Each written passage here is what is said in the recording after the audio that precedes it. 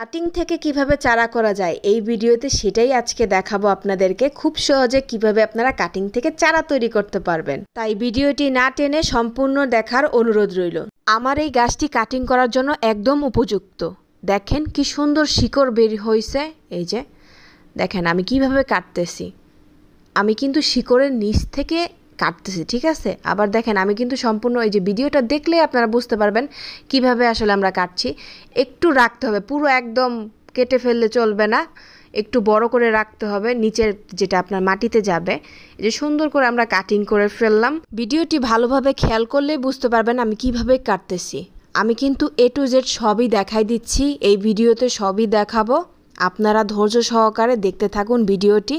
এখন সবথেকে গুরুত্বপূর্ণ কাজ হচ্ছে আমাদের এই যে কাটিংগুলো করলাম, এখন তো শিকড় আসতে হবে, তাই না? শিকড়টা যেন ভালোভাবে হয়, আরও ভালো যেন হয়। এখন তো শিকড় আছে। এই যে এই পাউডারটা হলো জাদুকরি পাউডার, এটা রুট কাটিং হরমোন যেটা বলে, এটা খুবই ভালো একটা কাজ করে। এই যে এই পাউডারটা যখন আপনি গোড়ার দিবেন, সাথে সাথে কয়েকদিনের ভিতরে এত সুন্দর শিকড় আসবে যে গাছ একদম তাজা হয়ে যাবে। তাড়াতাড়ি শিকড় আনার জন্য এটা একদম বেস্ট একটি প্রোডাক্ট। আমি এখানে 5 গ্রাম রুট হরমোন নিয়েছি। 1 গ্রাম রুট হরমোন থেকে কিন্তু প্রায় 20 থেকে 40টা কাটিং বসানো যায়। আমি এখানে 5 গ্রাম নিয়েছি, আমাদের আরও কিছু কাটিং করতে হবে, এর জন্য আমি বেশি করে নিয়েছি।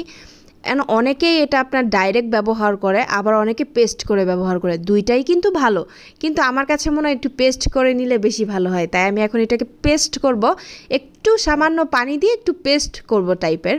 আমি এখনই দেখাচ্ছি কিভাবে পেস্টটা করব। হালকা পানি দিতে হবে, এটা কিন্তু বেশি পানি দেওয়া যাবে না, বেশি পানি দিলে কিন্তু ঢেলে হয়ে যাবে, তখন কিন্তু আরও ব্যবহার করতে হবে। আবার বেশি ব্যবহার করলে অপচয় হবে আপনাদের, তাই কম ব্যবহার করে এইরকম একটা পেস্ট নিয়ে আসবেন। এই যে দেখেন আমি আঙ্গুল দিয়ে সুন্দর করে দেখাই দিচ্ছি, এই রকম সেম পেস্টটা হবে। আমি এখন পটে সেট করব। দেখেন এটা 3 ইঞ্চি পটে আছে। এই যে সুন্দর করে দেখতে হবে, নিচে কিন্তু ফুটা থাকতে হবে, ড্রেনেজটা ভালো থাকলেই কিন্তু গাছ ভালো থাকবে। অতিরিক্ত পানি হলে কিন্তু এই ড্রেনেজ দিয়েই বের হয়ে যায়। এই যে দেখেন আমি মাটিগুলো একদম সম্পূর্ণ ভরে নিলাম, যেটা আমাদের পথস মিডিয়া আছে এখানে মাঝখানে আমি একটু গর্ত করে নিলাম। গর্ত করার মেন কারণ হচ্ছে যখন আমি রুট হরমোনটা লাগিয়ে দিব, তখন কিন্তু বেশিরভাগ যখন এভাবে জাতা দিয়ে দিব, তখন কিন্তু আপনার রুট হরমোনটা মাটির সাথে মিশে যাবে, তখন কিন্তু আর গাছের শিকড়ে থাকবে না।